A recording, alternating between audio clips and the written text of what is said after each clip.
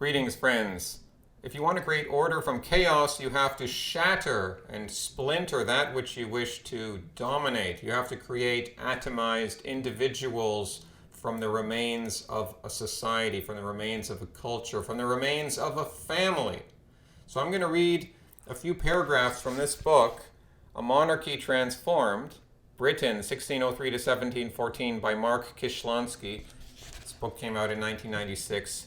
I'm going to read from the chapter, The Social World, where they're discussing the family. Before it was deconstructed, what did that look like in the past? Well, this will give us a good idea. The family was the primary unit of British society, and it served a number of functions, ranging from the ordering of social and economic life to the provision of bodily and psychological comfort. As a unit of social organization, the family was frequently compared to a little commonwealth in which the structures and obligations of governance replicated in miniature those of the nation at large. In this model of domestic economy, which encompassed the household as well as the family, husbands were responsible for the conduct of their wives, parents for the moral upbringing of their children, masters for the training of their servants. These structured relationships mirrored the hierarchical nature of society and defined the personal relationships as a series of interlocking roles. Adult men were at the apex, their obligation to rule sanctioned by God's injunction to Adam. But the superordinate role of women as parents and employers, especially within the household, was clearly established. This was no more than a reflection of the realities of a world in which most women would be widowed and become head of their domestic units. But the prescription to obedience in the family, echoed in biblical readings, church services, and the adages of folk wisdom, should not suggest that all families were orderly or that all members accepted the roles assigned to them. The dictates of personality, of experience, and of necessity all combine to make each family unique. Indeed, the all too frequent invocation of the ideal type suggests that experience was far from it. Yes, I know, but the point is that the norm still existed. The norm was still there. As a mode of economic organization, the family was the primary unit of production.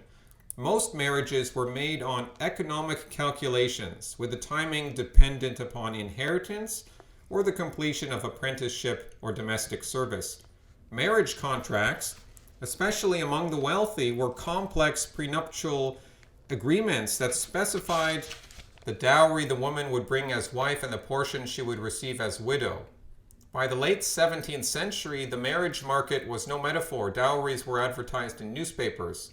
Love matches were not unknown, and they were becoming more common, but prevailing wisdom held that love was an emotion acquired within marriage rather than before. So this gets at something I said in a video a few years ago, that romantic love is basically an illusion. The real thing is companion love, companionate love, which you get over time as you get to know someone. An elopement is like running off with someone. These were prosecuted as abduction if the girl's father was not influential enough to bring a charge of rape. Divorce was proscribed by law, meaning you were not allowed to do it legally. You could not get divorced, and divorce was rare in practice. In its economic role, the family was also a patriarchal hierarchy of responsibilities and functions that incorporated women and children. All members of the family labored in specified roles that were the product of physical limitations and cultural assumptions. Men plowed, reaped with scythes, herded animals, wove cloth, worked with tools, and manufactured. Women planted, reaped with sickles, tended animals, spun thread, worked with food products, and sold goods. Children gathered, swept grain after harvest, watched animals, and learned crafts, cookery, or trades as befitted their futures. The patriarchal nature of the family economy was most clearly seen in patterns of inheritance, which privileged males over females and eldest sons overall. And what is the situation today?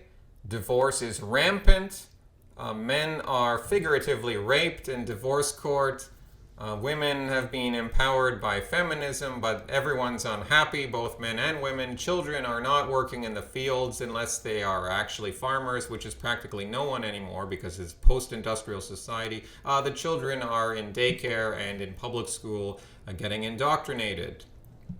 And you notice what I was saying there was mostly agricultural in the 1600s. There was a communal nature to it. It's almost like this is what communism really was all about. I mean, the communists wouldn't have liked this. They would not have liked the hierarchy. They would have said, "Oh, we all need to be equal." But then look, the communal aspect of life was it's right there, staring at you in the face. People cooperated out of necessity. Now we're all atomized individuals living in our boxes. We probably live longer than we would have back then. But what is this life worth living? Hasta luego, amigos.